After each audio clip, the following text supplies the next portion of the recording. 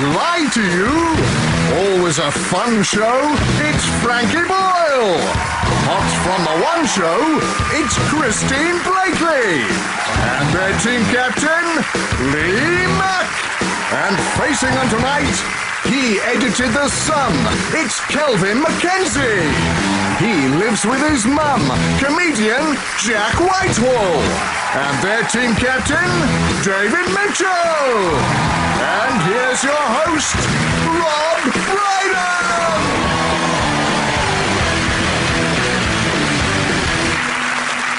Good evening and welcome to Would I Lie to You, the show where liars always prosper. A recent survey revealed that one of the most common lies is how nice to see you, as in the sentence, how nice to see you, Lee.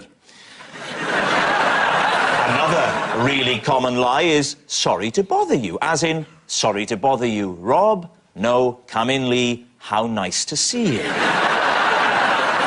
And last year, a British couple divorced after the husband lied about a relationship with a girl in cyberspace. I met a girl in cyberspace, Glitterbabe22, and we started chatting. Eventually ended up having cyber sex. Turns out we had a lot in common in real life.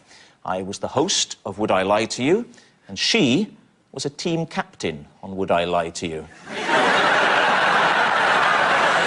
And so to round one, Home Truths, where our panellists each read out a statement from the card in front of them. To make things harder, they've never seen the card before, so they've no idea what they'll be faced with. It's up to the opposing team to sift the fact from the fiction, and Christine is first. Christine, please reveal all. OK. Anton Dubek and I danced our way out of a parking ticket. All right, here we are. David's team, what do you think? So a traffic warden was about to give you a parking ticket and you did a dance for him or her and he said, all right, I'll let you off. Is that it? That's the gist of the story, yes. Whereabouts did this happen? It was outside Harvey Nichols. But you can't park outside Harvey Nichols. That's why she got a ticket. I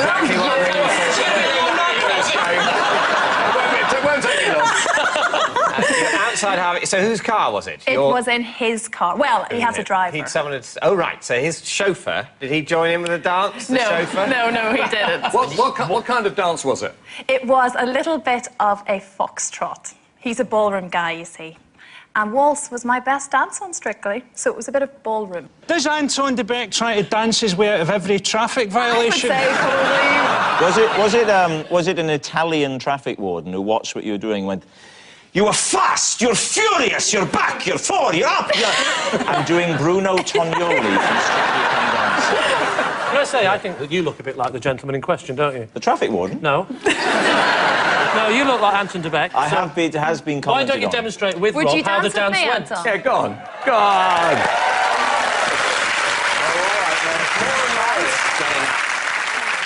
Yeah. It's like this. It certainly is now. I've got to get quite close to you. Go as close as you We've like. got to touch bodies, OK? Oh, something's touching. Can I just say, that's my phone. A little bit of this, I have to stick my head up.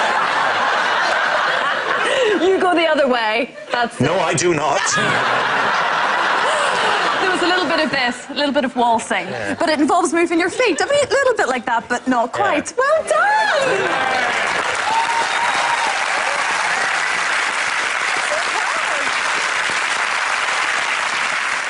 So there we are. Now, what do you reckon, then, David? What do you think? Kelvin. I don't believe a word of it. I don't believe that there is a generous-spirited traffic warden anywhere in the world. Jack, what do you think? I think she's telling the truth, because I know when she's being dishonest, because I watch The One Show every day. And I've seen your face laughing at Adrian Charles's jokes. So I know when you're lying. I think she's telling the truth. You think she's telling the truth? Yep. And you think she's lying? I do. My instinct is I think it's a lie. You think it's a lie? Yeah. OK, Christine, is it the truth or is it a lie? It is, in fact, a lie. It's a lie. Christine and Anton Dubek did not dance their way out of a parking ticket. I mean, no one who saw Christine dance would believe that. If anything, they'd probably increase the fine. Jack, you're next. every Christmas, my dad makes the whole family stand up to watch the Queen's speech. Lee's team, what do you think? How many is in your family? There's 2 brothers and sisters, and then 2 parents. You look like you're lying about that. No, I'm just trying to remember. So he makes the 5 of you all stand for the Queen's speech. We all stand. Not just the national anthem at the beginning, the actual... The whole speech. So when it goes on, we're all, you know, come on, hurry up, old woman. The old woman, he doesn't like us referring to her as that either. Right. We stand up. Is that the only thing on Christmas Day that's got some sort of physical challenge element to it? Or do you have to hop throughout Indiana Jones? Or... through the bridge. Just the standing for the Queen's speech. But why would that be? I mean, I know why he's quite old-fashioned. He's living in a kind of like time warp. He's quite an old dad, and he's one of those people like he'll buy Spam and sit in the cellar because he misses the Blitz. He's like still thinks he's living in a bygone era. How old is he, Jack? He's 69 today, actually. And how old are you? 20. So basically, if you're 20 and your dad's 69, at the point that he conceived you, he must have thought there is a significant risk that this will kill me. Jack, are you allowed to speak during the speech at all, or is it very much this is 50 minutes of silence? Did you say 50? Did you say 50 minutes of silence? Is that the director's 15. cut? It's 10 at most, and they pad it out with music and They handshaking. do. Yeah. In terms of actual facts she's conveying, it's sort of 5.5 minutes, if you ask me. Yeah. And she talks slowly. She's bad at it. It's a shit programme. Did you see that when the Queen met Obama and then it was amazing, you saw her face just thinking, please don't talk to my husband. Obama said about the Queen that he thought that she was surprisingly knowledgeable about politics, and she was clearly thinking, Nelson Mandela's looking well.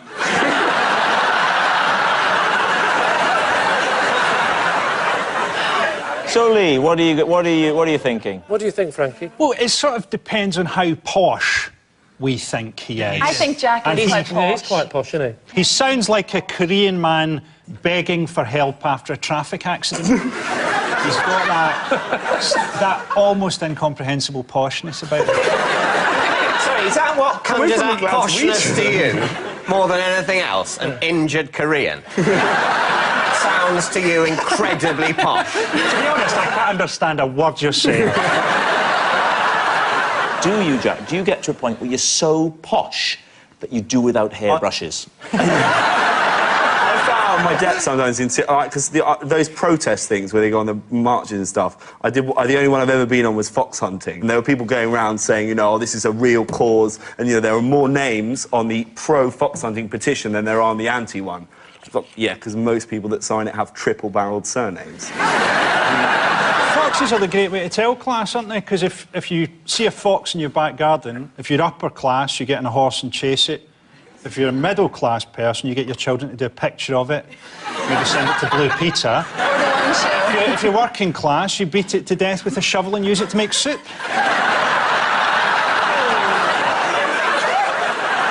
So, Lee, it's time to come down on one side or the other. So what do we think? Is he telling the truth? I think, yeah, he's probably telling the truth. Do you think? Yeah. I think he's posh enough to be telling the truth. Yes, we think he's telling the truth. They're saying it's the truth. Jack, are you telling the truth or are you telling them a big lie? It is, I'm going to stand, true. True.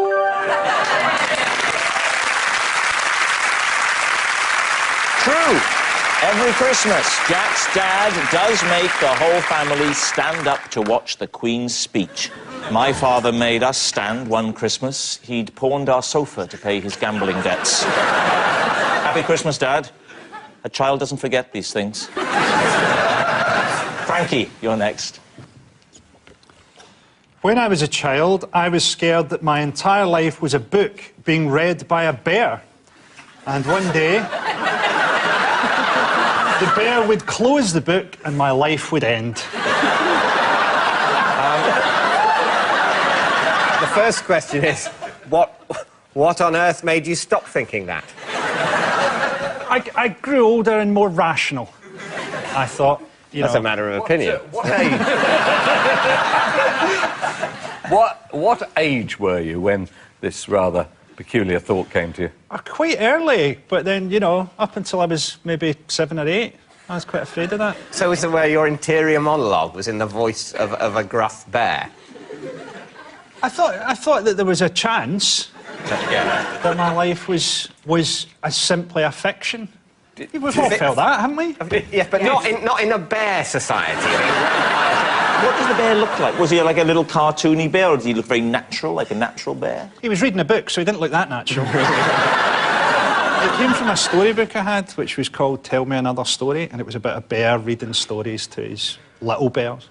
Did you have any, like, relationship with him? Did you converse with him, or was he just reading? You can't converse with him. The head. bear, he's in the bear's world. You say, wait, he's junior to the bear.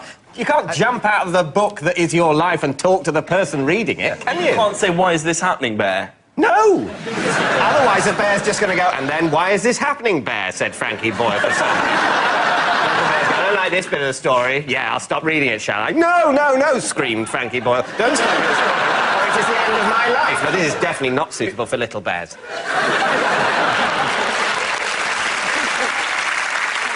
David, time to make a decision. Well, what do you think, Kelvin? I think it's a massive whopper. I really want it to be true, so I'm going to say true. Because I think it could be. I think it's true. It's a creative mind.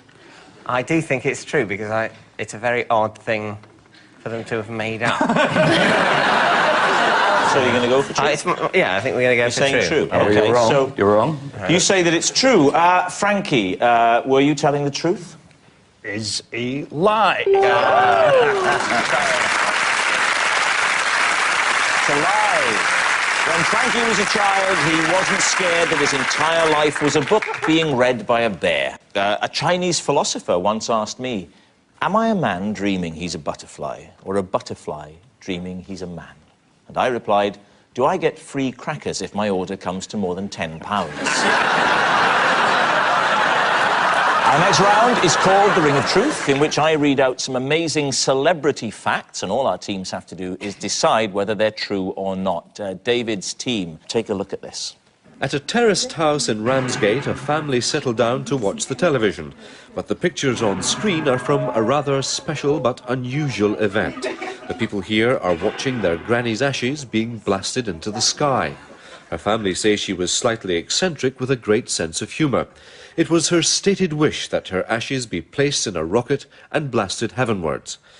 This was the event itself. Here we go, here we go.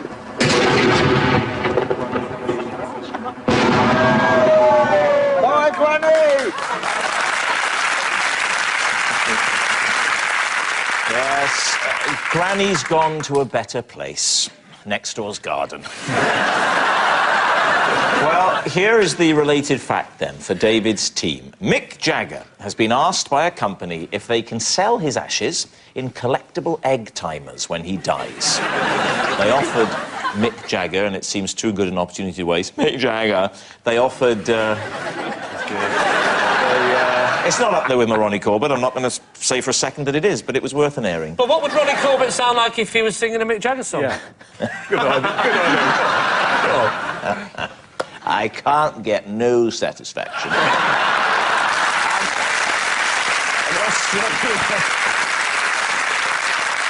It was an Australian... Don't try and look like you weren't pleased to be asked. All right, on we go. An Australian novelty firm called Trend Connection, they were the ones, they offered Mick Jagger £20 million for his ashes. And the plan was for a share of the profits to go back to Mick Jagger's estate. On top of the £20 million? Oh, does he get the £20 million? He gets it now. Now, before dying, and then they just sort of hang around with some paraffin and the... Well, these things were going to be... They asked Jagger's permission to market small portions of his ashes in collectible hourglasses, costing $1 million each. I mean, I know dignity has not always been that man's priority, but even for him, it is quite undignified to have your remains spread around the houses of a lot of vulgar millionaires and using it to time their breakfasts. So what are you going to say, then? What do you think, Kelvin? I think it's so ridiculous, it must be true. Kelvin's been better at the guessing than me, so I think we should go with Kelvin. So we're going to go with true. You're saying it's true. All right. Well, let me tell you this. It is true. Mick Jagger has been asked by a company if they can sell his ashes in collectible egg timers when he dies. Actually, Mick doesn't want to be cremated. He wants to decompose naturally, a process Keith Richards started 30 years ago. Which means at the end of that round, it's Lee in the lead with 3 points to 2.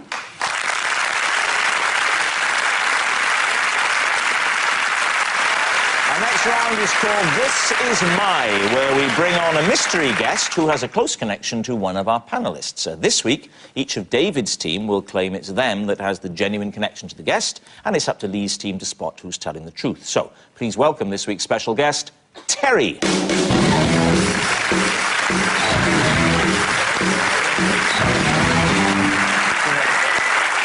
So, Kelvin, what is Terry to you? Well, this is Terry, and he built the nuclear bunker in my garden. All right. David? This is Terry, and he's the policeman who was called out when I was caught trying to break in through the window of my own flat. All right. And Jack?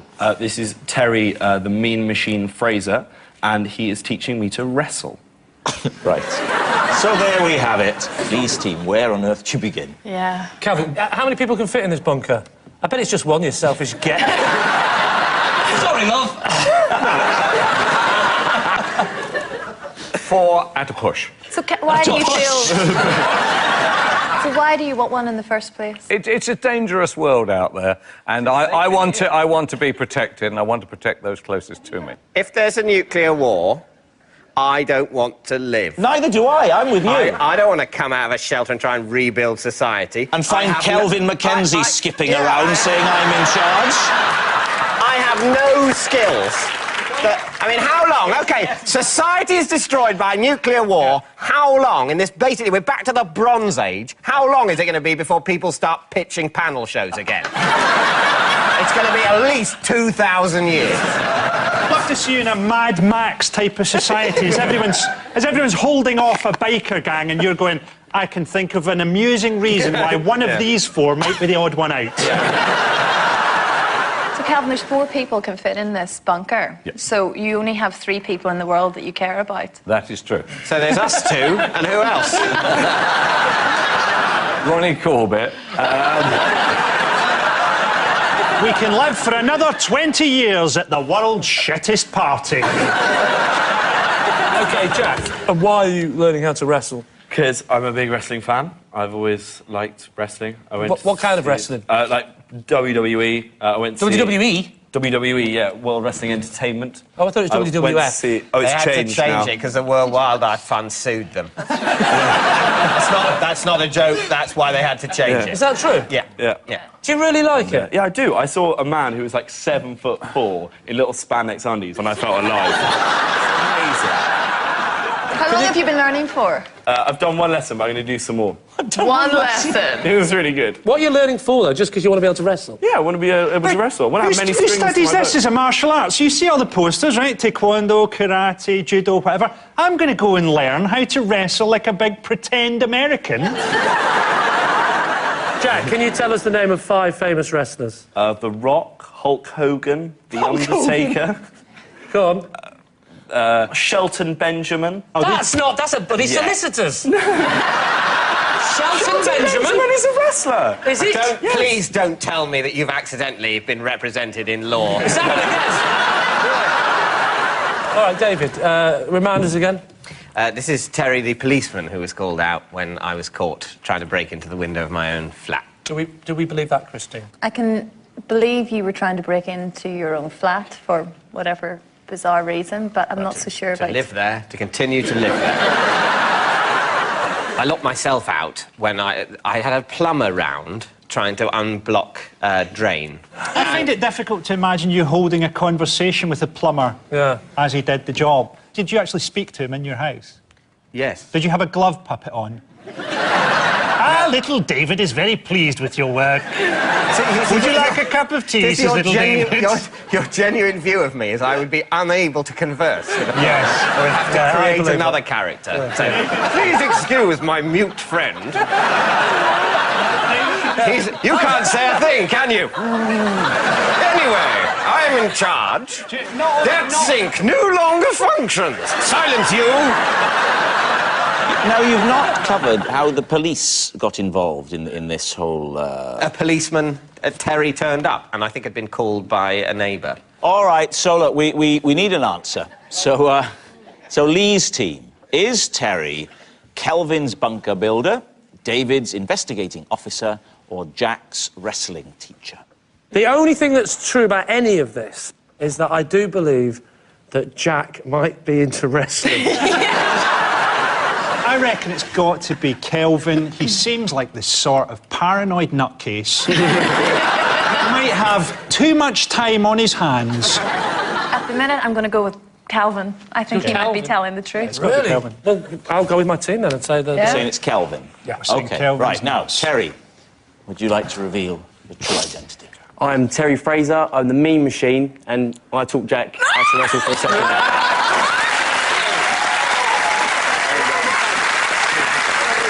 Terry, the meme machine Fraser, is teaching Jack to wrestle. Now, show us together what you can do. I'm ready for this, bro. You ready for this? I'm ready. This show gets more and more like the Generation game. So, yeah, this is the basic slam. Okay, wait. Hey, whoa, hello.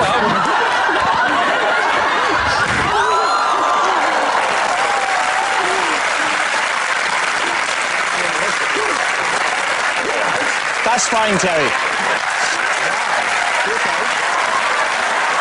Frankie, you're no longer the scariest person on the show. Are you OK?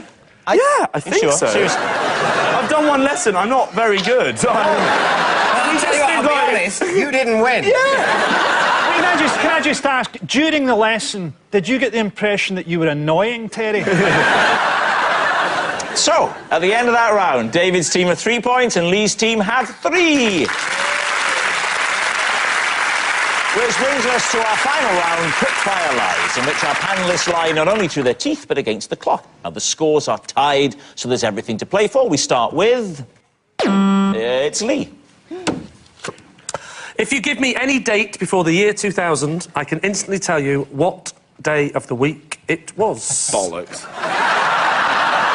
Is this something you learn, or is this the kind of, you know, Rain Man type thing? No, I had to learn... You learned how to do it? Learned the system. What's the system? The system is, what you do is you actually just learn one... Wait! You learn one... You sat there trying to think of a system, and what you're clamping for is you actually just learn what day of the week every day is. I can't go back to, like, 14 BC, right?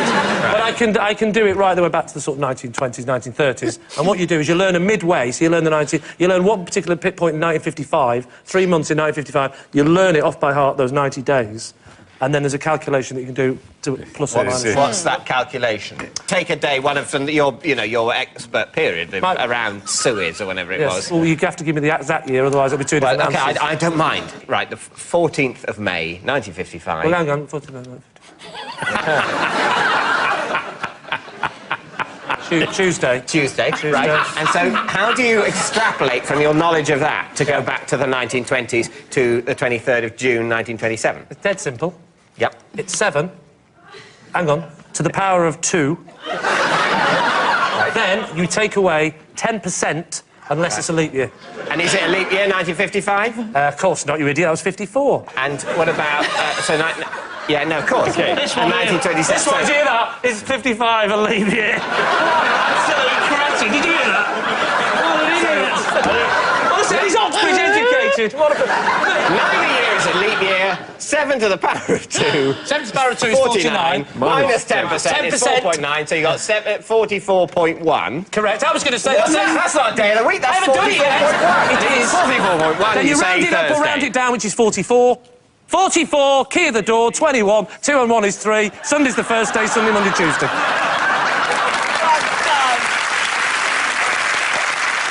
So, David, you think it's true? I think it's true. I think it's clever. I think it's true. There's an easy way to find out. We all know what day of the week we were born on. Well, most of us do. And if you tell me what day your date of birth is, I'll tell you the day of the week you were born. OK, 14th of July, 1974. Is that your birthday? Yeah. You were born on a... Thursday. I do. Looking at the demographics. Looking at the demographic of this audience, this will be a shock. 22, 10, 46. BC. 46. Do you know the day of the week you were born? No. Good, well, that's handy. Thursday. Lie. You just did. You're saying it's a lie? OK, Lee, are you telling a lie? Of course I'm telling a lie. Yes, it's a lie. Next.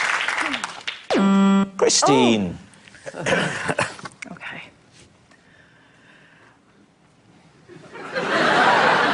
A Coronation Street star once made me remove all the red M&Ms from a bowl for him. Which Coronation Street star? My mum watches this, so I'm good. Adam Rickett. Adam Rickett. I should tell you that Adam Rickett played Gail Tilsley's son. There we are. Oh, right. Yeah. Well, that's really He went- familiar for me. Yeah. Didn't he? He went to Canada, or he went off, didn't he? I don't watch it, my darling. They just told me. So, Adam Rickett, I've never worked with such a bunch of snobs in my life. in what context did you meet him? I met him when he was a guest on a show in BBC Northern Ireland. So, what were you doing on the show? I was working behind the scenes, which is what I used to do. What as? A floor manager. You did make the move from being a studio manager to in front of the screen, didn't you? Yep. Yes. She hasn't made the move to being in front of the screen. That would just be annoying, wouldn't it? She's in front of the screen. We're going, Christine, love, would you get out of the way, please? What do you think? Lie. And you? Go on, now, what do you think? I think it's a lie. Oh, well, there, well, my views don't count, then, do they? Thanks very much. You're saying lie. OK, Christine, true or lie? It is actually true. So how did this request come through to you? What did he say? Well, you see, we get rider lists, as it's called, and for sort of big names. What's on your rider list? This is when I'm on tour. Flapjacks, raspberries, a Diet Coke, 2 still mineral waters, grapes and blueberries. Rock and roll, Rob. Rock and roll. You don't look like this without a bit of effort. What a very particular list of things. Well, that's why it's a list, Frankie. Yeah. What's on your rider? Like 6 cans of better and a knife. Yeah, 6 cans of bitter for a teetotal alcoholic. Only Frankie Boyle could complain about the fact I said bitter and not mention the knife. Take the knife, but don't accuse me of drinking.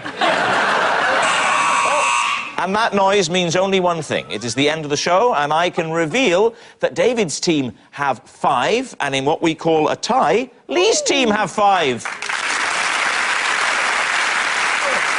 But of course, it's not just a team game, and my individual liar of the week this week is Kelvin MacKenzie.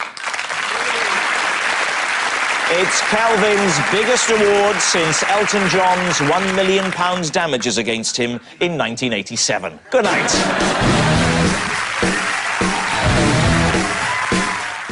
Press the red button now to watch highlights of Radio 2's star-studded concert from the Blackpool Illuminations.